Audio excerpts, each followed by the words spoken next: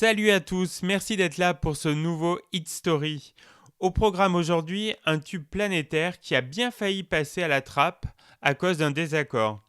Billie Jean, ou un tube qu'on ne présente plus, la chanson dont on ne se lasse jamais, l'un des plus célèbres chefs-d'œuvre de Michael Jackson.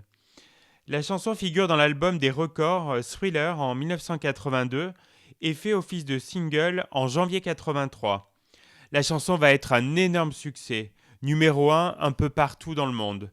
Le King of Pop avait commencé à écrire la chanson un an avant le début de la session d'enregistrement. Il y raconte l'histoire d'une femme qui un beau jour vient l'accuser d'être le père de son enfant. Et il a choisi d'écrire ce morceau pour nier le fait et se défendre. Cette histoire est basée sur des faits réels. Le chanteur recevait en effet des lettres d'une femme qui prétendait que son enfant était l'œuvre de Michael. Elle viendra même un jour à sa rencontre dans une piscine pour l'accuser d'être le géniteur d'un de ses deux jumeaux. Cette femme est folle, me direz-vous, mais bon, elle a quand même inspiré un des plus gros chefs-d'œuvre de l'histoire musicale, rien que ça. Jackson fut très absorbé par le travail sur Billie Jean. Même au moment de l'écriture, il savait que ce titre serait quelque chose de grand et une pièce maîtresse de son album Thriller.